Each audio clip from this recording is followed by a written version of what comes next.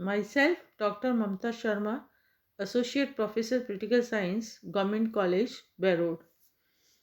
विद्यार्थियों, आप सभी का बीए पार्ट थर्ड का सेकंड पेपर में आप सभी का हार्दिक स्वागत है, अभिनंदन है। International relations BA part third का सेकंड पेपर है। इसके अंतर्गत आज हम नॉन अलाइनमेंट को पढ़ेंगे, जिसे कि हम गुट निरपेक्षता कहते हैं। नॉन अलाइनमेंट क्या है और अंतर्राष्ट्रीय संबंधों में गुट निरपेक्षता का क्या रोल है, वो हम आज के इस वीडियो के अंतर्गत अपने व्याख्यान के अंतर्गत समझेंगे और देखेंगे। गुट निरपेक्षता, जिसे कि हम नॉन अलाइनमेंट कहते हैं, द्वितीय विश्व युद्ध के बाद अंतर्राष्ट्रीय राजनीति के स्वरूप में परिवर्तन लाने वाले तत्वों में नॉन अलाइनमेंट का विशेष महत्व है। गुट निरपेक्ष आंदोलन की उत्पत्ति का कारण कोई संयोग मात्र नहीं था, अपितु यह एक सुविचारित अवधारणा थी और इसका उद्देश्य नवोदित राष्ट्रों की स्वाधीनता की रक्षा करना एवं युद्ध की संभावनाओं को रोकना था। जैसा कि पूर्व के वीडियो में भी आपको बताया गया था कि द्वितीय विश्व युद्ध के बाद संसार दो विरोधी गुटों, सोवियत गुट और अमेरिकी गुट में विभक्त हो चुका था। दूसरी तरफ एशिया एवं अफ्रीका के राष्ट्रों का स्वतंत्र अस्तित्व उभरने लगा था। अतः अमेरिकी गुट एशिया के इन नवोदित राष्ट्रों पर तरह तरह से दबाव डाल रहे थे ताकि वे उनके गुट में शामिल हो जाए। लेकिन एशिया के अधिकांश राष्ट्र पश्चिमी देशों की भांति गुटबंदी में विश्वास नहीं करते थे। वे सोवियत साम्यवाद और अमेरिकी पूंजीवाद दोनों को अस्वीकार करते थे। वे अपने आप को किसी वाद के साथ संबंध नहीं करना चाहते थे। उनका विश्वास था कि उनके प्रदेश तीसरी शक्ति या थर्ड फोर्स हो सकते हैं, जो गुटों के विभाजन को अधिक जटिल और संतुलन में परिणत करके अंतर्राष्ट्रीय सहयोग में सहायक हो सकते हैं। अतः गुटों से अलग रहने की नीति अर्थात गुट निरपेक्षता एशिया के नवजागरण की प्रमुख विशेषता थी और 1947 में स्वतंत्र होने के उपरांत भारत ने इस नीति का पालन करना शुरू किया और उनके बाद एशिया के अनेक देशों ने इस नीति को अपनाने में अपनी आस्था व्यक्त की। भारत के जवाहरलाल नेहरू, मिस्र के राष्ट्रपति नासिर तथा युगोस्लाविया के मार्शल टिटो ने तीसरी शक्ति की इस धारणा को काफ़ी मजबूती प्रदान करी। इस तरह से हमने देखे कि गुट निरपेक्षता का उदय किस तरह से हुआ। तत्पश्चात हम देखेंगे गुट निरपेक्षता का अर्थ एवं परिभाषा। गुट निरपेक्षता की नीति पिछले 4 दशक से चल रही है और आज संयुक्त राष्ट्र के 2/3 देश इसे व्यवहार में भी ला रहे हैं। फिर भी यह नहीं मान सकते कि जिन जिन लोगों को अंतर्राष्ट्रीय राजनीति में दिलचस्पी है, वे गुट निरपेक्षता को सही अर्थ में समझते होंगे। इसके कई कारण हैं। एक कारण यह है कि गुट निरपेक्ष देशों में अब भी गुट निरपेक्षता से संबंधित शब्दावली के बारे में बहुत सारी भ्रांतियां फैली हुई है। सेकेंडली, गुट निरपेक्ष देशों की संख्या में दुनी और राजचौगनी वृद्धि होने के कारण गुट निरपेक्षता के सही से अर्थ और अभिप्राय के प्रश्न पर बहुत अधिक मतभेद पैदा हो गए हैं। हालांकि ये मतभेद इस तरह के हैं कि उनके किस पक्ष को कितनी प्रमुखता दी जाए। थर्डली, हम देखते हैं कि जहाँ गुट निरपेक्षता का एक सर्वमान्य मंच है, वहाँ प्रत्येक गुट निरपेक्ष देश का अपना एक वैयक्तिक अथवा क्षेत्रीय मंच भी है, जिसे सामान्य मंच से अलग पहचाना जा सकता है। इस तरह से गुट निरपेक्षता शब्द जिस नीति अथवा दृष्टिकोण का द्योतक बन गया है, उसका बोध कराने के लिए यही एकमात्र शब्द नहीं है और न ही यह सबसे संतोषजनक शब्द है। यह शब्द शायद जवाहरलाल नेहरू ने गढ़ा था और वे भी इनसे बहुत प्रसन्न नहीं थे, क्योंकि इस शब्द में प्रकट एक निषेधात्मक ध्वनि है अतः गुटनिरपेक्षता को अप्रतिबद्धता, अस्पष्टता, तटस्थता, तटस्थतावाद, सकारात्मक तटस्थता, गतिशील तटस्थता, स्वतंत्र और सक्रिय नीति और शांतिपूर्ण सह अस्तित्व भी कहा जाता है। अतः जॉर्ज श्वार्ज़बर्गर ने गुटनिरपेक्षता को स्पष्ट करने के लिए उनसे संबंधित 6 अर्थों की व्याख्या प्रस्तुत की है। इन 6 धारणाओं में नंबर 1 अलगाववाद, जिसे कि हम आइसोलेटिज्म कहते हैं, ये ऐसी नीतियों का समर्थन करता है जिसमें राष्ट्र विश्व राजनीति में कम से कम भाग ले या बिल्कुल उससे अलग रहे। सेकेंडली हम कहते हैं नॉन कमिटमेंट, जिसे कि अप्रतिबद्धता वर्ड कहा जाता है। इसका अभिप्राय है कि किन्हीं 2 अन्य शक्तियों से सामान्य संबंध रखते हुए उनमें किसी एक के साथ पूरी तरह से प्रतिबंध न होना। थर्डली हम देखते हैं न्यूट्रलिटी।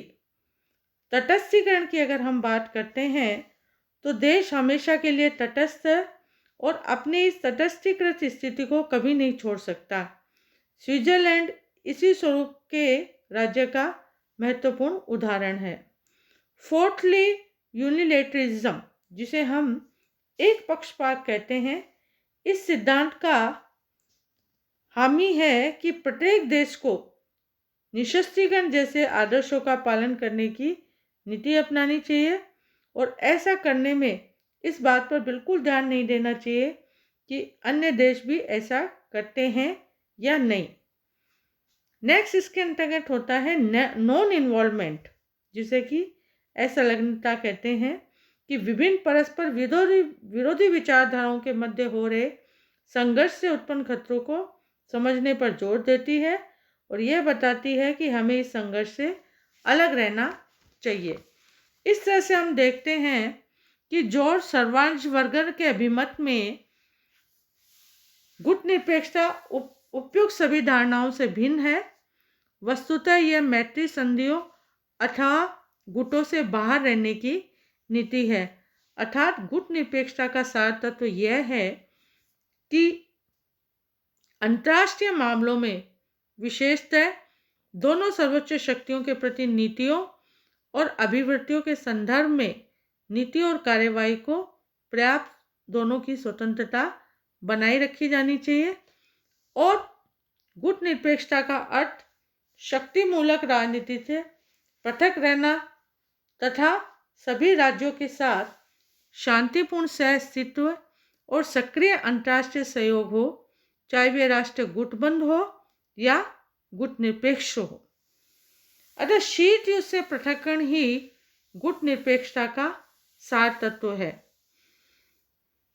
संक्षेप में गुटनिरपेक्षता से अभिप्राय है कि अपनी स्वतंत्र रीति नीति, गुटों से अलग रहने से ही हर प्रश्न के औचित्य और अनुचित्य को देखा जा सकता है। किसी एक गुट के साथ संबंध होकर उचित अनुचित का विचार किए बिना ही अंधा अनुकरण करना या समर्थन करना गुटनिरपेक्षता नहीं है। तत्पश्चात हम देखेंगे गुटनिरपेक्ष आंदोलन के सदस्यता की शर्तें। गुटनिरपेक्ष आंदोलन का सदस्य बनने के लिए 5 मापदंड निर्धारित किए गए थे। ये मापदंड जून 1961 में काहिरा में 21 राष्ट्रों की तैयारी बैठक में तय किए गए थे। बैठक में परस्पर विरोधी मत व्यक्त किए जाने के कारण मानदंडों के संबंध में काफ़ी समझौता करना पड़ा और अनंत इन मापदंडों के आधार पर बेलग्रेड सम्मेलन के लिए निमंत्रण भेजने बारे निर्णय का काम उन देशों के राजनीतिक प्रतिनिधियों की एक समिति को सौंपा जिन्होंने काहिरा में तैयारी बैठक में भाग लिया था। इन मानदंडों के अनुसार किसी भी गुटनिरपेक्ष देश के लिए स्वाधीन नीति का अनुसरण करना जरूरी नहीं है। यदि वह इस प्रकार की नीति के पक्ष में अपना रवैया जारी कर सके तो उतना ही काफ़ी है। इसे निरंतर राष्ट्रीय स्वाधीनता के लिए आंदोलनों का समर्थन प्रदान करना चाहिए और किस हद तक और किस रूप में समर्थन हो इसे अपरिभाषित छोड़ दिया गया है। तीसरा मापदंड सैनिक गठबंधनों की सदस्यता संबंधित है, अर्थात गुटनिरपेक्ष समझे जाने के लिए देश को बहुपक्षीय सैनिक गठबंधन का सदस्य नहीं होना चाहिए। फोर्थ और फिफ्थ मापदंड यह है कि यदि किसी देश या किसी बड़ी शक्ति के साथ द्विपक्षीय सैनिक समझौता है अथवा वह देश क्षेत्रीय सुरक्षा संधि का सदस्य है, तो समझौता या संधि जानबूझकर बड़ी शक्तियों के संदर्भ में नहीं होनी चाहिए। इस तरह से गुटनिरपेक्ष आंदोलन के सदस्यता की कुछ शर्तों को यहाँ पे बताया गया है। तत्पश्चात हम देखेंगे कि गुटनिरपेक्षता को प्रोत्साहन देने वाले तत्व। कोई देश अंतर्राष्ट्रीय मामलों में गुटनिरपेक्षता क्यों अपनाता है? द्वितीय महायुद्ध के पश्चात गुटनिरपेक्ष के अभ्युदय के लिए निम्न कारण उत्तरदायी है। फर्स्टली, कोल्ड वार, जिसे कि हम शीत युद्ध कहते हैं। द्वितीय महायुद्ध के पश्चात अमेरिका और सोवियत संघ जैसी महाशक्तियों में गंभीर मतभेद प्रकट हुए। दोनों पक्षों में तीव्र तनाव, वैमनस्य और मतभेदों की इस विषम स्थिति उत्पन्न हो गई थी कि वे परस्पर एक दूसरे के विरुद्ध कटु वाग्बाणों और आरोपों की वर्षा करने लगे। यह कहना उचित होगा कि बारूद के गोले व गोलियों से लड़े जाने वाले सशस्त्र सैनिक संघर्ष के न होते हुए भी कागज के गोलों और अखबारों से लड़ा जाने वाला परस्पर विरोधी राजनीति प्रचार का संग्राम छिड़ गया और अंतर्राष्ट्रीय राजनीति में इसी संग्राम को शीत युद्ध की संज्ञा दी जाती है। सेकेंडली, इसके अंतर्गत देखते हैं मनोवैज्ञानिक विवशता कि साइकोलॉजिकल एस्पेक्ट कितना काम किया इस गुटनिरपेक्ष आंदोलन के अंतर्गत। इसके अंतर्गत हमने देखा कि नवोदित राष्ट्रों के गुटनिरपेक्षता की नीति अपनाने का दूसरा सबसे प्रमुख कारण और भावात्मक और मनोवैज्ञानिक विवशता थी, वह यह कि केवल औपचारिक अर्थ में स्वतंत्र न हो बल्कि शक्तियों के प्रभुत्व या प्रभाव के अवशेषों से एकदम मुक्त प्रतीत भी होना चाहिए। उन्होंने महसूस किया कि गुटनिरपेक्षता में अपनी आस्था की घोषणा करके और जब भी किसी विशिष्ट प्रश्न या स्थिति के संदर्भ में अपना दृष्टिकोण प्रस्तुत करना पड़े या कार्यवाही करनी पड़ जाए, तो वे नीति और कार्यवाही की स्वतंत्रता को व्यावहारिक रूप से और दृढ़तापूर्वक स्थापित करके ही अपनी स्वतंत्रता को अच्छी तरह से प्रमाणित कर सकते हैं। थर्डली, सैनिक गुटों से पृथक रहना। इसके अंतर्गत 1945 के पश्चात ही संसार में दो गुटों का उदय हो चुका था और 1945 से 50 की काल अवधि में एशिया अफ्रीका के अनेक राष्ट्र स्वतंत्र हुए थे। ये सभी शोषित और गरीब देश थे और समझने के लिए भी इन्हें समय की आवश्यकता थी। फोर्थली, अपने पृथक और विशिष्ट वैचारिक स्वरूप को अक्षुण्ण बनाए रखने की अभिलाषा। नवोदित राष्ट्र को ऐसा लगा कि गुटनिरपेक्ष उनके लिए विशेषतः दोनों गुटों के वैचारिक संघर्ष के संदर्भ में अपने पृथक और विशिष्ट वैचारिक स्वरूप को अक्षुण्ण बनाए रखने का साधन थी। वे अपनी राजनीतिक, आर्थिक, सांस्कृतिक और सामाजिक संस्थाओं के पृथक स्वरूप को बनाए रखना चाहते थे और यह नहीं चाहते थे कि राष्ट्रों के किसी बड़े समूह में जहाँ किसी न किसी सर्वोच्च शक्ति का बोलबाला हो, उनकी अपनी कोई पहचान ही न रह जाए। अतः उन्होंने अनुभव किया कि दूसरे राष्ट्रों की छाया मात्र नहीं बन सकते, चाहे वे राष्ट्र कितने ही उन्नत क्यों न हो। फिफ्थली, स्वतंत्र विदेश नीति के संचालन की अभिलाषा। नवोदित एशिया और अफ्रीका के राष्ट्र गुटनिरपेक्षता की नीति के माध्यम से अपने को स्वतंत्र शक्ति के रूप में स्थापित करना चाहते थे। अतः गुटनिरपेक्षता की विदेश नीति के फलस्वरूप आज ये किसी बड़ी शक्ति के उपग्रह मात्र की स्थिति में नहीं है और न ही दूसरे के संकेत पे नाचने के लिए बाध्य है। Lastly, economic factor. आर्थिक कारक के अंतर्गत हम देखते हैं कि गुटनिरपेक्षता का एक आधार आर्थिक है। अतः प्राय सभी गुटनिरपेक्ष देश आर्थिक दृष्टि से पिछड़े हुए थे। उनके रहन सहन का स्तर भी काफ़ी नीचा था। अतः उनकी विदेश नीति का एक प्रमुख ध्येय संभवतः आर्थिक विकास को बढ़ावा देना था, परंतु इनके लिए न तो उनके पास पूंजी थी और न ही तकनीकी कौशल था। इससे से हम देखते हैं कि गुटनिरपेक्ष आंदोलन को प्रोत्साहन देने वाले इन कारकों के कारण ही गुटनिरपेक्ष आंदोलन हुआ। तत्पश्चात हम देखेंगे गुटनिरपेक्ष आंदोलन के अंतर्गत समन्वय ब्यूरो एवं शिखर सम्मेलन। कहने का अभिप्राय है coordination bureau and summit conferences कि गुटनिरपेक्ष आंदोलन के लिए किन्हीं स्थायी संस्थाओं की स्थापना नहीं की गई थी, फिर भी गुटनिरपेक्ष देशों के समन्वय स्थापित करने के लिए यूएनओ और अन्य अंतर्राष्ट्रीय मंचों पर संयुक्त कार्यवाही करने के लिए एक आंदोलन की प्रगति और अंतर्राष्ट्रीय विषयों एवं समस्याओं पर विचार करने के लिए दो प्रकार की संस्थाओं का जन्म हुआ। पहली कोऑर्डिनेशन ब्यूरो गुटनिरपेक्ष देशों में निरंतर विचार विमर्श करने और कार्यों में समन्वय स्थापित करने के लिए एक उपयोगी और सक्रिय केंद्र है। इसे गुटनिरपेक्ष आंदोलन की कार्यकारी भुजा कहा जा सकता है और इसका स्वरूप एक तैयार समिति की भांति है जो गुटनिरपेक्ष देशों को शिखर सम्मेलन के लिए मसौदे तैयार करता है और संयुक्त राष्ट्र संघ और अन्य अंतर्राष्ट्रीय मंचों पर संयुक्त कार्यवाही करने के अगुवाई करता है। सेकेंडली, इसके अंतर्गत था ministerial level foreign minister conferences की मंत्री स्तर पर विदेश मंत्रियों का सम्मेलन। इस सम्मेलन में गुटनिरपेक्ष देशों के विदेश मंत्री भाग लेते थे और सम्मेलन जहां गुटनिरपेक्ष देशों के शिखर सम्मेलन के लिए कार्यसूची तैयार करता था, वह गुटनिरपेक्ष आंदोलन की सदस्यता प्राप्त करने के इच्छुक देशों के आवेदन पत्रों पर भी विचार विमर्श एवं निर्णय भी लिया जाता था। थर्डली, समिट कॉन्फ्रेंस, जिसे हम शिखर सम्मेलन कहते हैं। शिखर सम्मेलन गुटनिरपेक्ष राष्ट्रों का सबसे बड़ा अधिवेशन है। यह सम्मेलन प्रति 3 वर्ष बाद होता है, जिसमें गुटनिरपेक्ष देशों के मुखिया या शासन अध्यक्ष भाग लेते हैं। अतः शिखर सम्मेलन में प्राय 4 प्रकार के सदस्य भाग लेते हैं: पूर्ण सदस्य, पर्यवेक्षक सदस्य, पर्यवेक्षक गैर राज्य सदस्य और अतिथि। शिखर सम्मेलन के निर्णय सर्वसम्मति से होते हैं।